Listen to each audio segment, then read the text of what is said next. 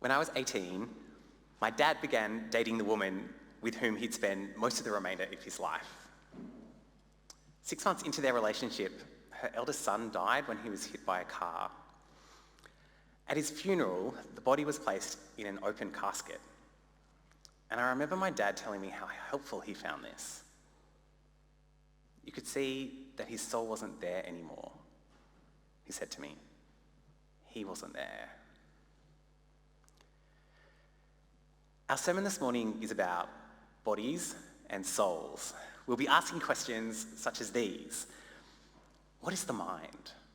Is it the same thing as the soul? How is mind related to the functioning of the brain? How do bodies and minds interact more generally? What happens to the soul at death?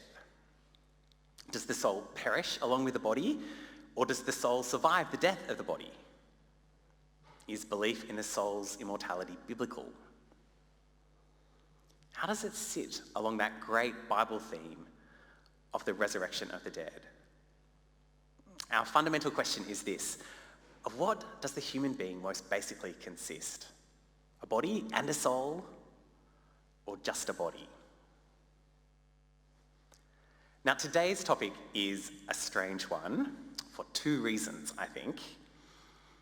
In the first place, it's going to feel at times quite abstract and disconcertingly removed from the central concerns of the Bible writers themselves. And it's certainly true that when working out what the Bible teaches concerning the soul generally, what we have to do is draw out what a particular passage implies or assumes, rather than being able to simply read off an author's understanding of the soul just from the passage itself. And yet, the question of souls is intimately bound up with one of life's deepest experiences. Sitting at the deathbed of someone you love and thinking, where did they go?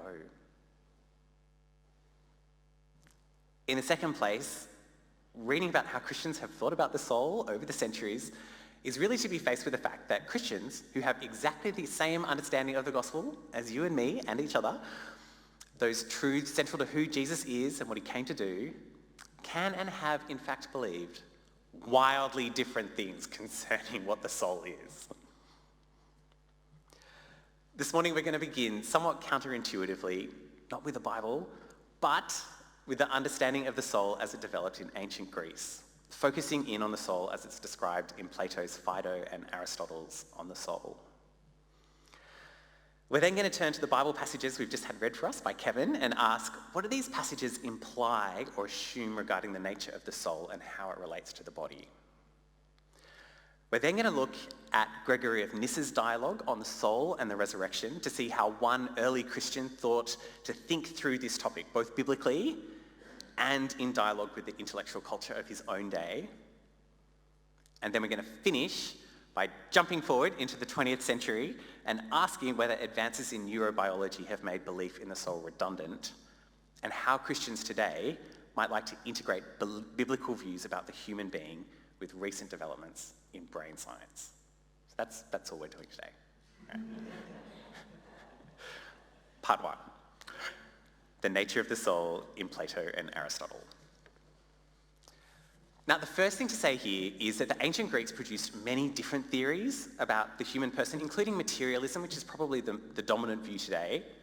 But the reason we're going to focus in on Plato and Aristotle is simply because of the preponderant influence they've exerted, and continue to exert actually, on Christian thinking about the soul and the body.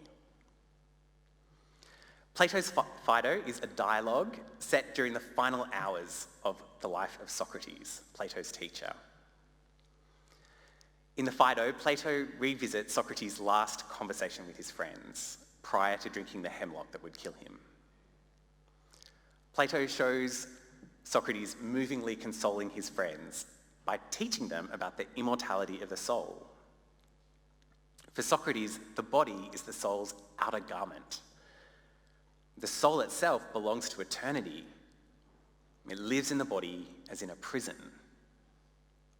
Death is not to be feared, but to be welcomed as a friend. Aristotle's conception of the soul is quite different.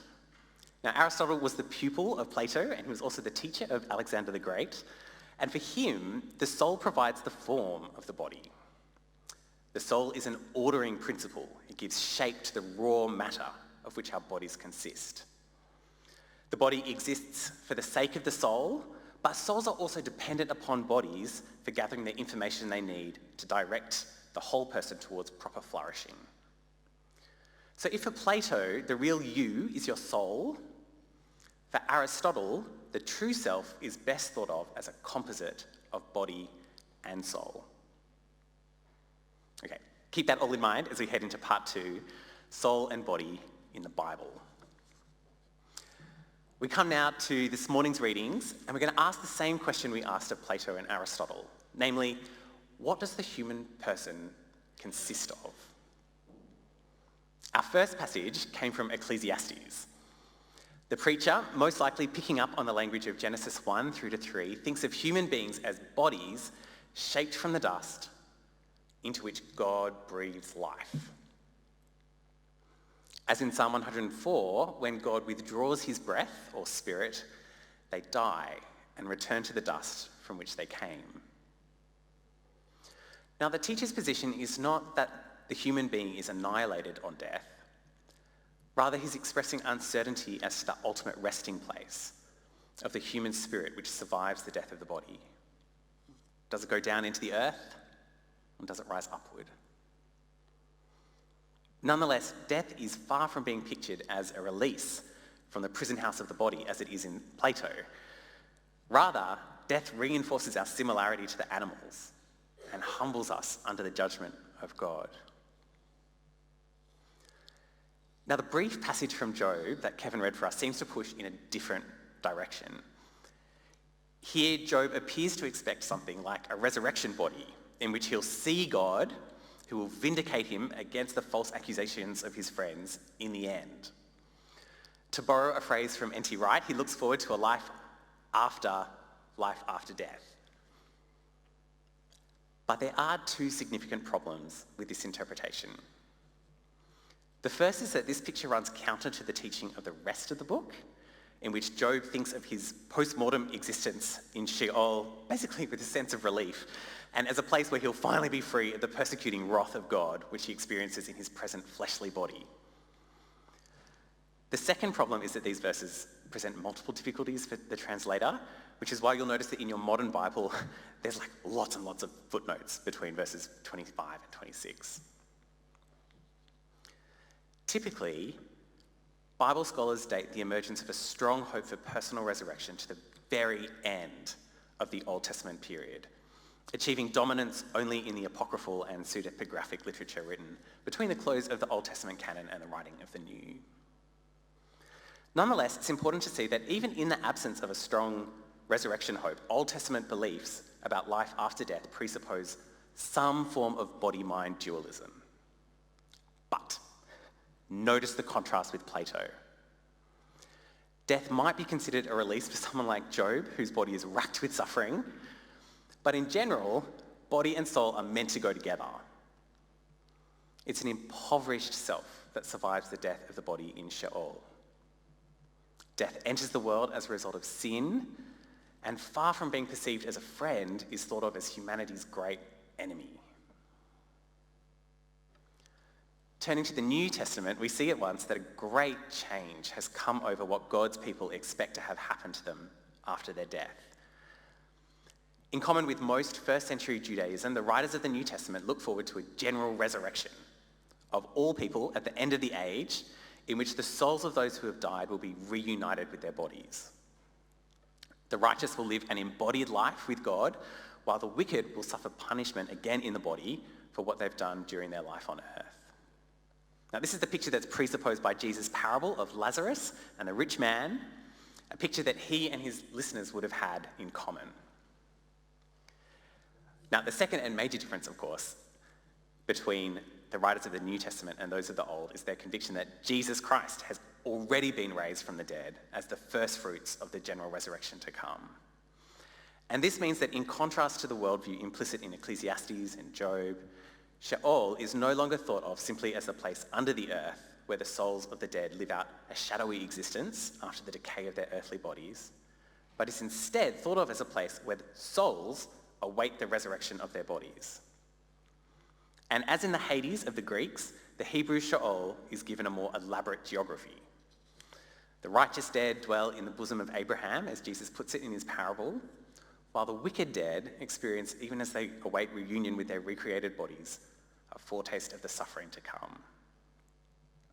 That's the worldview that underlies the first of our New Testament readings.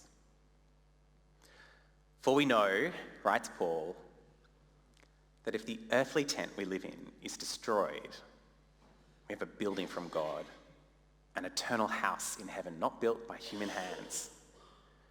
Meanwhile, we groan, longing to be clothed instead with our heavenly dwelling, because when we are clothed, we will not be found naked.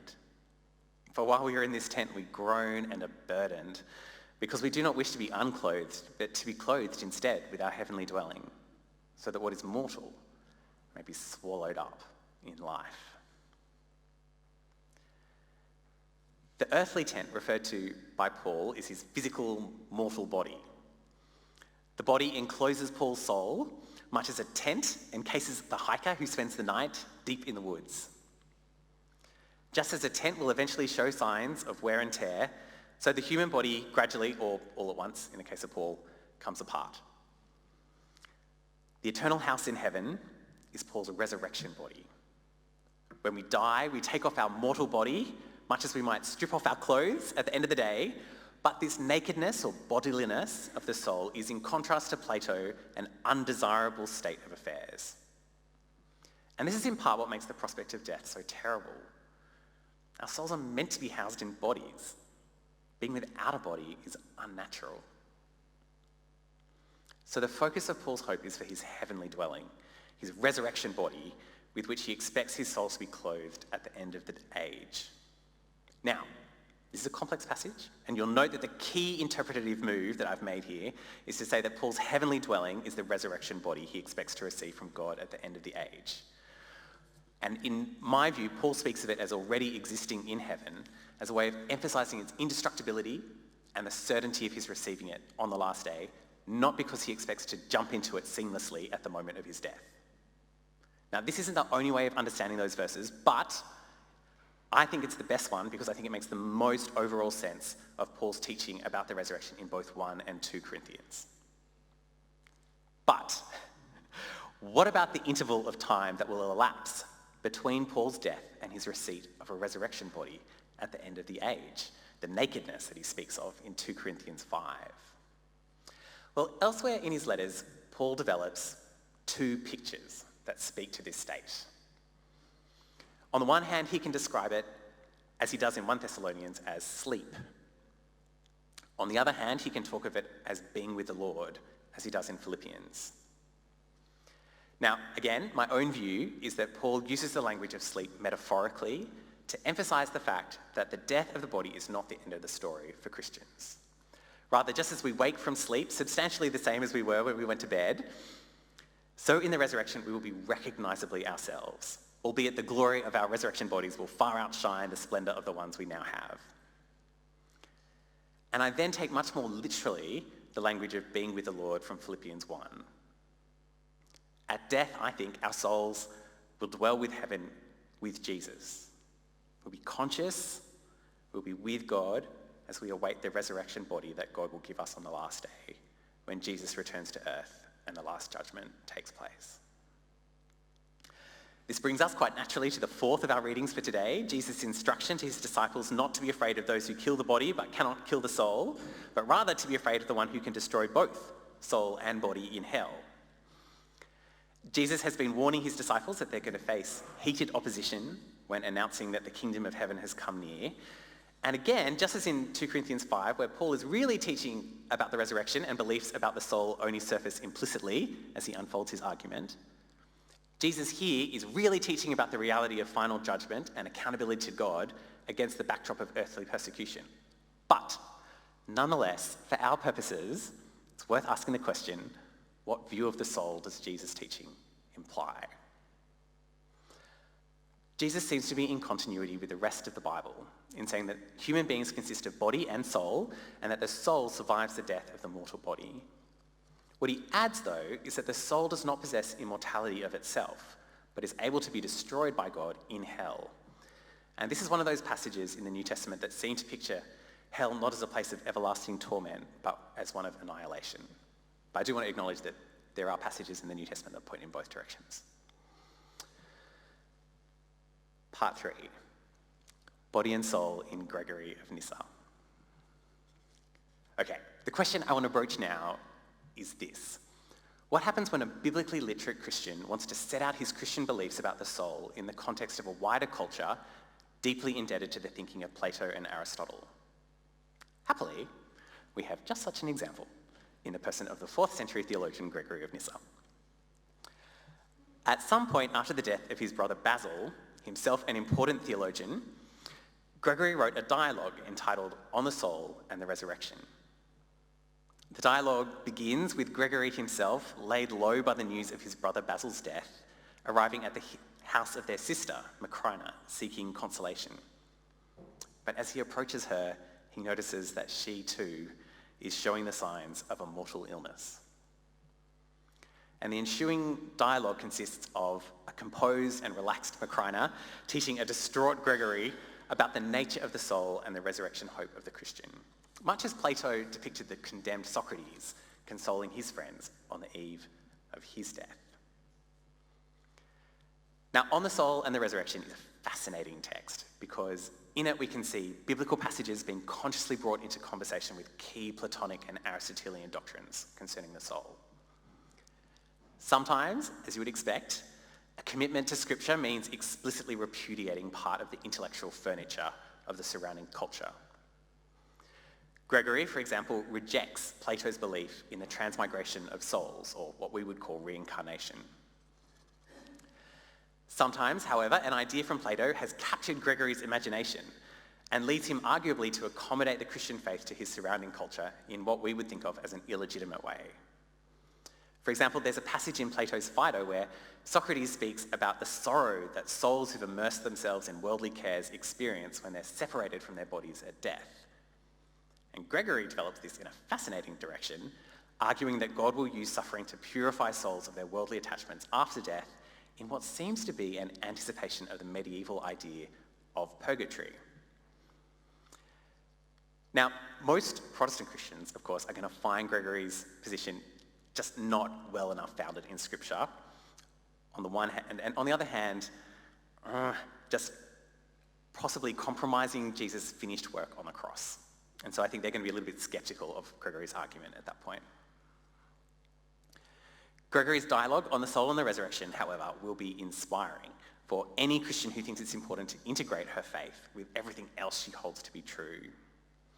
It explains belief in the resurrection for a pagan culture, steeped in the language of Plato and Aristotle, at the same time as showing Christians how to bring their faith into conversation with the best non-Christian thought in their surrounding culture.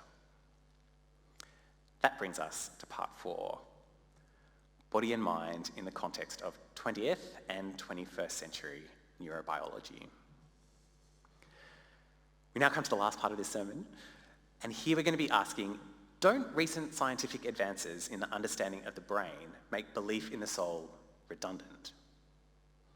If everything that used to be thought of as part of the soul can now be located in different parts of the brain, well, what consequences will that have for traditional language about the soul? Now, the first thing I need to do here is to confess that I am way out of my area of expertise. I tapped out of science at the end of year 10. I wouldn't recognise a neuron if I fell over it. But even for me, neuroscience does shape the way I view and even experience the world. So I'm going to give you, as an example, the 40 milligrams of fluoxetine that I take every day. I take it to inhibit my body's overzealous reabsorption of serotonin. But this has very practical effects in my life. So for example, this week, I've had kids at home sick for 2 of the 3 days that I would normally be spending writing this sermon. Now, the me that doesn't take fluoxetine does not write a sermon this week. It doesn't happen. The me that does, can. In my case, disabling anxiety about writing, which is a malady of the soul if ever there was one, turns out to have a distinctly physiological basis. Weird. But even those of us who are less personally indebted to advances in neuroscience in their own lives have only to read through a book such as Oliver Sacks' The Man Who Mistook His Wife for a Hat to see the intimate links between brain function and self-consciousness, or mind, which in this last section of today's sermon I'm going to be treating as basically equivalent to the word soul. Now, Sacks' book is a great read, and it's full of moving depictions of men and women forced to reconstruct their sense of self in the wake of significant brain injuries. Bodies and souls turn out to be far more intimately intertwined than we might previously have thought. How might scientifically trained Christians bring their scientific training into conversation with cherished Christian beliefs about the nature of the soul? I'm going to give you 3 options. The first option might be to eschew belief in the soul altogether and become what is called a Christian physicalist. That is, someone who remains committed to the gospel, committed to the resurrection of the dead, but who thinks that the Christian faith can be articulated without recourse to belief in a non-material soul. Now, such a Christian has a few things up her sleeve. She's going to be able to point out that the basic New Testament hope for believers is the resurrection of the body, not the immortality of the soul. She'll also be able to point to the way that both Old and New Testament writers think of mind and body far more holistically than they typically are thought about in more platonically influenced Christian writing. But she is going to have more difficulty speaking about an intermediate state, that period of time that elapses between the individual's own physical death and the general resurrection. One solution for her might be to say that the intermediate state forms part of the intellectual background to the New Testament writings in much the same way, actually, as the 3-storied universe forms part of the intellectual background to the Old Testament doctrine of creation. Now, just as Christian believers have wished to retain the doctrine of creation, very important, while adopting a view of the earth as spherical, and you can see this as early as writers like Gregory of Nyssa, for example, so too they can distance themselves from belief in an intermediate state, which, after all, looms so much larger in the intertestamental literature than in the New Testament itself. A Christian physicalist might want to say that the Christian's mind is destroyed along with her body at death, but that God will recreate both at Jesus' return. That's option 1. A second option would be to retain belief in the soul's survival of the body and in the intermediate state.